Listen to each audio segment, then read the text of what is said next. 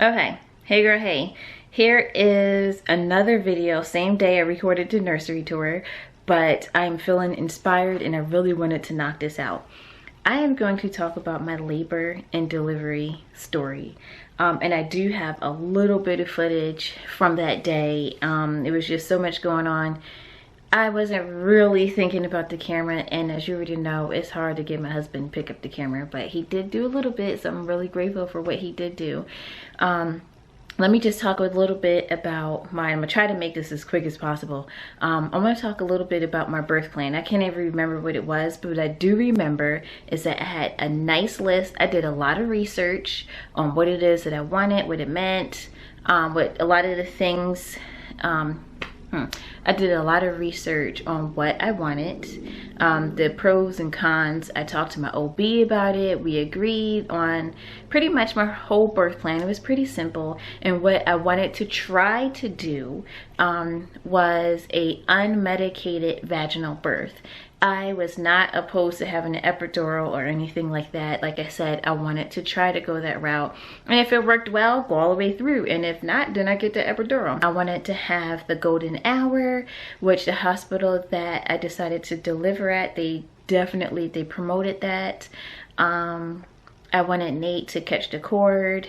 I wanted him to catch the baby and cut the cord if everything worked out perfectly. The OB was okay with that. I wanted to be able to walk around, labor on my feet, and I wanted to be able to deliver in any position that felt comfortable to me. I really didn't want to be on my back. I didn't want to be strapped down to the bed. I hated that idea. I did not want to be induced. I didn't want my water broken. I did not want to be on Pitocin. And like I said, I wanted to try to avoid getting an epidural. Well, like I said, my birth plans went up in smoke and combusted. I worked all the way up until the last day. Her due date was May 25th. On a Friday. I decided my last day at work was going to be the day before that, on a Thursday.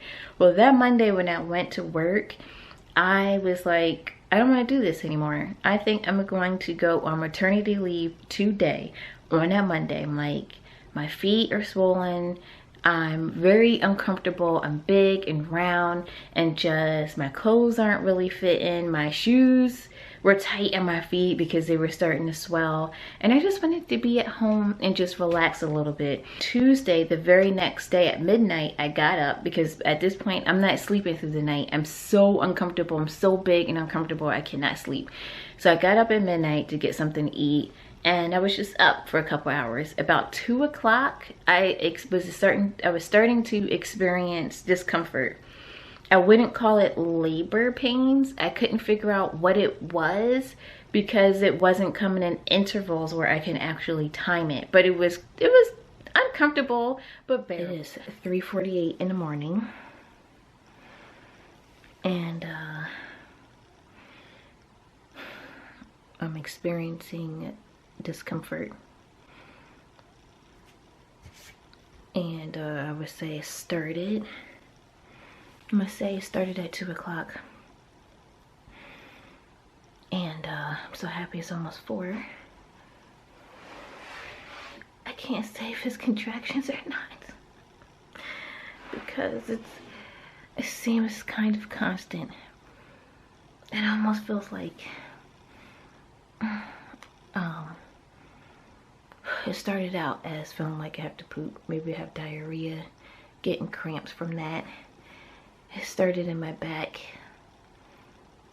and I would say it kind of moved around to the front, the lower part of my uterus. And there are bouts. I don't know if I'm in denial, if I want to say it's early labor. I did let Nate know that I was experiencing some discomfort. I don't want him to wake up yet. So maybe an hour later, I'm like, okay, now it's starting to peak. I can almost maybe have a start and stop time of what I'm thinking might be contractions. So Nate was going to be going to work, so he was asleep. He doesn't know that I was up or I was out of the bed. So I went and just politely, you know, tapped on him. Didn't want to startle him and let him know, hey, I'm experiencing some discomfort. I don't know what's going on, but you can stay asleep. If anything changes, I'll come wake you up. Where an hour later, I was like, I think these are contractions. Where I was in the nursery, I spent a lot of time in here because I was sleeping on the floor at sometimes because it just felt better than the bed. So I was already in here, was on my birthing ball, and it wasn't helping. So I was kind of like on all fours with my head down, just moving and changing positions, just trying to find what was comfortable. He was like, let's go to the hospital, let's call. And I'm like, no, this is only just started. They always send you home. So I wasn't in a rush to go to the hospital. So about an hour later, we decided to call because my contractions were consistent and they were like 3-4 minutes apart. By this time, it took them like an hour or 2 hours to call back. I had laid in the bed, tried to, like, you know, I want to say go to sleep. You know, you kind of sleep in between contractions. And 2 hours later, we're like, okay, we're just going to go get ready, go to the hospital. The doctor had called back by that time and said, come on in. So our bags were already packed. I just needed to put some clothes on. And Nate was like, let's stop at Chick-fil-A. Now it is about 7 o'clock in the morning on Tuesday. And he was like, let's stop at Chick-fil-A because you're not going to be able to eat when you get there. And I wasn't thinking about food. I just wanted some of their lemonade because it's the bomb. I just wanted something to drink. That was it. So he went inside to get some food for himself and then some for me just in case I changed my mind. I couldn't even sit in the car. I couldn't sit still. It was uncomfortable. Every bump was uncomfortable. So I was in the parking lot pacing back and forth. We got to the hospital and it was about 8 o'clock. Went to the maternity ward floor. It took them about the longest 10-15 minutes to come get us, to put us in the room. We got in the room, got in a dress and a gown. You excited? Huh? You ready? Are you vlogging? What are you doing? I'm taking video. Ain't that what you asked me to do? It is. No, this My ain't camera's in that bag. Well, this is on my phone. So you might not have too many of these, so get it while you can. So no, I'm having a hard time feeling excitement. So what happened today? What would you say? Okay. Today, I got up at midnight, so I wasn't sleeping anymore. I had some mac and cheese because I was hungry. Then I played zombies. I don't know what happened from 12 to 2. I washed some dishes and did some cleaning. And then, about 2 o'clock, I experienced discomfort. I was trying to decide if it was contractions before I came and woke you up. And even then, I didn't want to call it contractions. And then it was contractions. And so here we are on May 22nd. 3 days before the due date. So she's not going to go past 2. And she came on a Tuesday, so I don't have to go back to work this week. She listens to her daddy. I didn't get to do the baby mama dance. It ain't happening today. You can do the baby mama dance, except you gotta have baby in. So now it's just a baby dance. I could do the baby mama dance in my gown. And my butt isn't ashy. You can't even walk. Huh? Tell me you can barely walk. Oh my gosh, it's so uncomfortable. And it's constant. There's no damn break. That's what sucks. Okay, well, we'll figure that later. Yeah, getting cold. At this point, I kind of lost track of time. But I'm gonna say maybe 30-45 minutes. The doctor came and she gave me a cervical exam. I was only 2 centimeters dilated.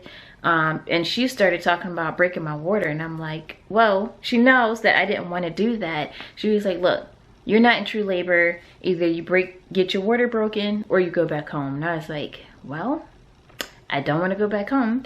I'm ready to get this over with. So I allowed her to break my water.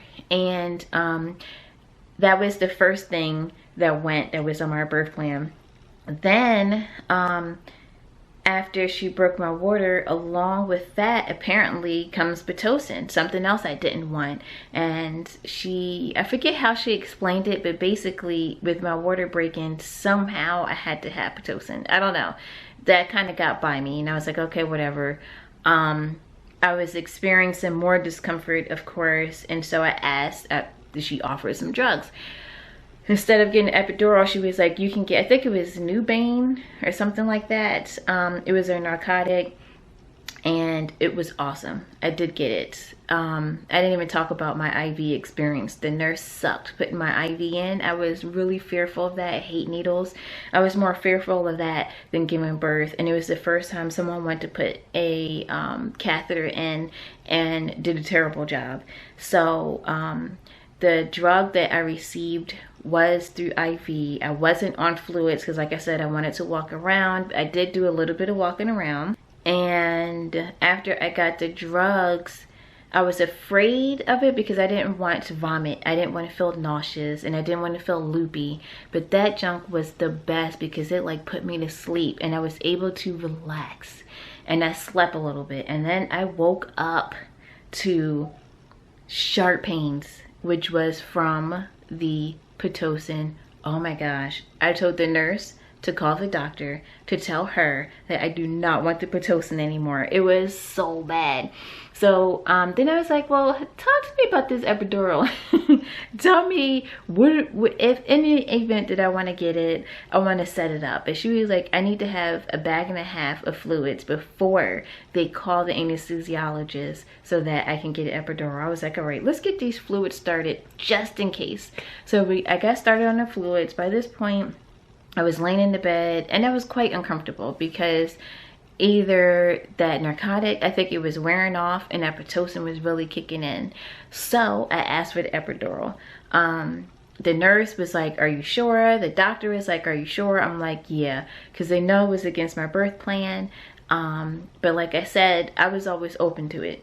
And the anesthesiologist came in. She has an awesome personality. It was quick and painless. It was an awesome experience. It happened quite quickly. I still was able to feel contractions at first where I had to like rotate from one side to the other. The nurse helped me do that. And after that, it was just like, it was chill, and I was able to relax. My mom came, my father came down from Jersey. It was so nice to have my parents there. And let me see. So shortly after my father arrived, I'm gonna say maybe about, I don't know, 4, 5, 6 o'clock. I think I was dilated to about 9 centimeters, and about 7 o'clock, the doctor was like, look, my shift is getting ready to end. Typically, I like to deliver my patients' babies. And I wanted her to as well. She was like, there's just a little bit of cervix left. I can go ahead and move some of the cervix out of the way. I forgot an important part of this story. Let me backtrack to when she broke my water. When she broke my water, which was painless, it was so much. It wasn't really experiencing all that. I wasn't expecting all of that fluid to come out, but when it did, we learned that baby Ayla had pooped in the wound. It wasn't a lot. They did not seem to be super worried about the fact that there was meconium and the fluid. But they said when she was born, they would have to just suction out the fluid before she can inhale it. And so I wasn't highly concerned because they didn't alert me as such. So anyway, fast forward back to 9 centimeters, about 6 o'clock, 7 o'clock, she said that she went to deliver. At this point, everyone cleared the room. So it was just me, the doctor, the nurse, and Nate. And she said, we're gonna do a trial push and then see if the baby, you know, if her head comes down. And we did the trial push. She was like, it looks good. The cervix moved out the way. Are you ready to push? I was like, okay. The camera cut off. So I'm gonna try to pick up where I left off, and I'm gonna try to include as much as I can in it. It is a month later since I delivered. A month to the day.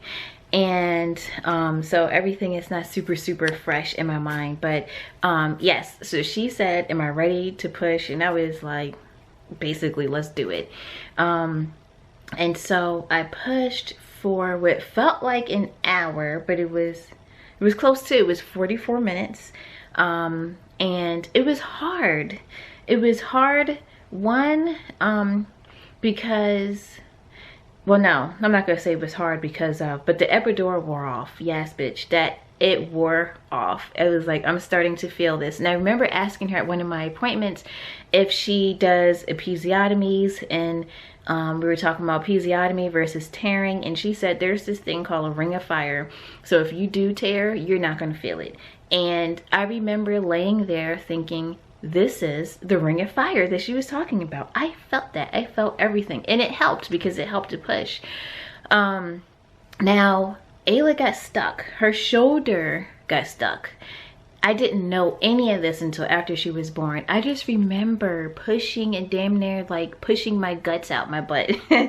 That I remember feeling kind of not defeated, but just like, you know, I wasn't making progress because for a while it was like push, push, push, push, push. Oh, you're almost there. And it's, I didn't know what was going on. I couldn't see. No one was really relaying anything to me. So I don't even know when her head actually came out. I do remember feeling and seeing the doctor stretching my vagina. Oh my gosh.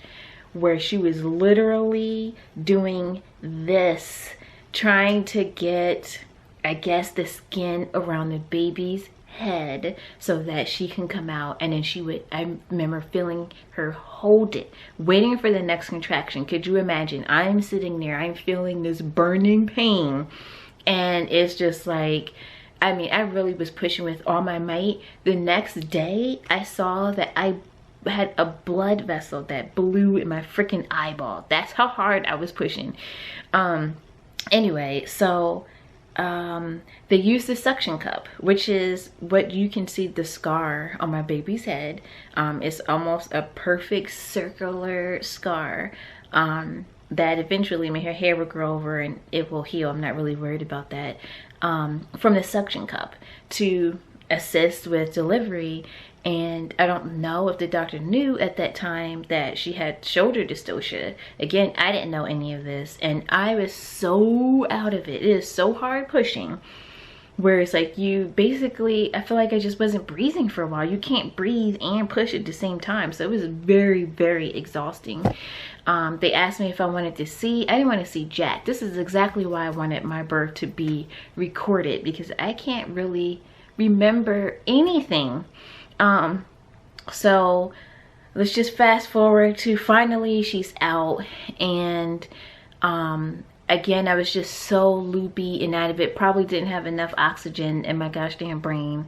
I remember them holding her up for a minute. I mean, I barely remember seeing her, and this is the part that I regret, again, not being able to record it. But I was so worried about my vagina hurting. I was like, give me some ice. That's all I asked for like 10 minutes. It took them so long to get me some ice to put on my vagina because that jug was hurting. And then there was like a team of people that came in. A team of people came in to help deliver, where they were feeling my stomach for contractions because the machine wasn't picking up the way it was supposed to. So I was supposed to push with every contraction. So they were pushing on my stomach to like dislodge her shoulder. Like, it was kind of, I want to say traumatic, but it was kind of a lot going on to my body at that time, inside and out. So finally when she was delivered, like the people from the NICU came in later. I found out people from the NICU that came in, they took her to the little special little incubator table, trying to, you know, rub her and have her cry and suction her and all of that. And she wasn't crying like she was supposed to, and she wound up ingesting some of the fluid in which she had pooped in. So they whisked my baby away. I didn't have that golden hour, and at the time, again, I was out of it. I didn't panic. I was able to kind of basically just be calm. I want to say just abnormally be calm and suppress my feelings. Like, it was like turned off. I don't know, it's just the best way I can describe it, because I think most moms probably would have been like crying like, my baby. I was pretty chilled. And again, it was a lot that was still going on with me. The doctor was like doing CPR, but it felt like on my freaking abdomen, and it hurt trying to deliver the placenta, and then they're pushing on it thereafter. I knew they were going to do it, but I did not know it was going to hurt to that extent. It was so painful. And I did want to see the placenta. I didn't get to see it. I kind of didn't care to see it because of all that I was going through. And before they took Ayla out the room, they held her up for a second, and then she was gone. So they were working on me, and come to find out, again, I didn't know at the time, and I do remember the nurse calling in the doctor saying I had blood clots coming out of me.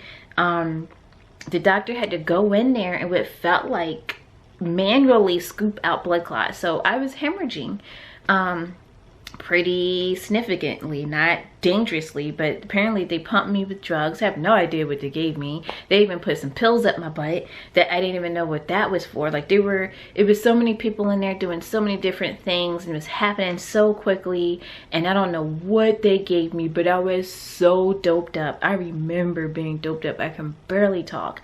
And my parents came back in and they were with me. I can almost cry. That meant a lot. That was so special. Their first, having her first, being me. Anyway, so after that, I'm going to try to wrap this video up because we're working on 20 minutes. That night, she was born at 7:37. Nate didn't get to go back to the NICU until 11:30 to see Ayla. They took some pictures. He showed me some pictures. I was still doped up. I think I slept through most of the night. The next day, I didn't get to go see her until 10 o'clock. Prior to me going to see her, I called the NICU because we were waiting for hours, since like 6 o'clock, for these doctors to come around and give us an update. So finally, when I called, they said I couldn't go back there because I had a fever throughout the night, which we felt was from laboring and bleeding and stuff like that. And when they told me that, and I've been calm this whole time, I just broke down crying. They told me I couldn't see my baby for 48 hours because I was sick. Oh my gosh. No, because I had a fever. So the nurse came down, like I couldn't even talk on the phone. Like I couldn't converse. She was like, "Are you still there?" And I was doing one of those crying. So she came down, she talked to me. They offered me to see a picture. I'm like, I don't want to see no gosh damn picture. I want to see my baby. So we go down to the NICU. We have to scrub in because there's other sick babies in there. And I had to take my ring off my finger because it's a raised stone. By that time, my body started to swell. I could not get my ring off my finger. I was getting ready to take my finger off my hand after 10 minutes. And after 10 minutes, I was able to get it off. But at that point, me trying to get it off, as hard as I caused my finger to swell even more. It was a real trying time. I just felt like everything was getting in the way of me seeing my baby. So finally I get back there. She's in the incubator where you have to stick your hands through to touch her. And she had tubes in her nose and a tube in her mouth. And of course, no one wants to see their baby like that. But it was so nice to finally see my baby. And she looked healthy. She was a good size. She was 7 pounds, 14 ounces, almost 8 pounds. You know, she was pretty quiet and she was relaxed. And then we spent time with her. I think one of my parents came back. It was only 2 people back there allowed to be back there at one time. So we were basically taking turns. So we were back and forth into the room, into the NICU for a couple of days. At that time, they could not tell us when she was coming home.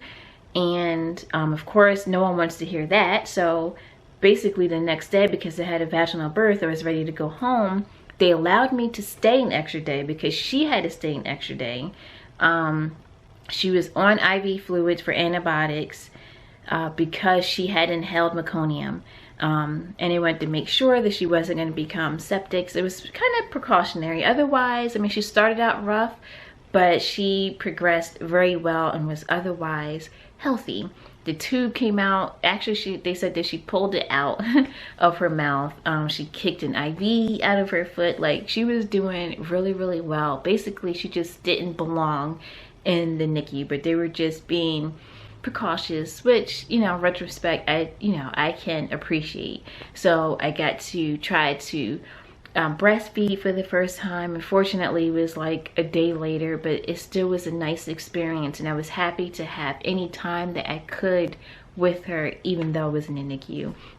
So we went home. We all went home Friday, and that basically is my labor and delivery. And even though it did not go the way I wanted it to, I know that it could have been so much worse, so much worse.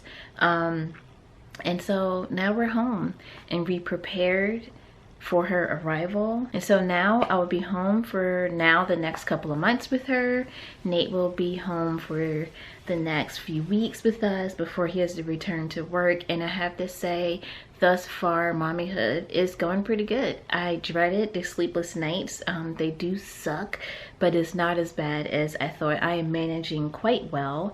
I don't have any baby blues, no postpartum depression as far as I know.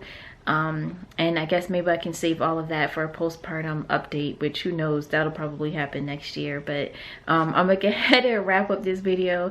Thank you for sticking all the way through and listening to my story. And until you see me again, many blessings to you. Peace.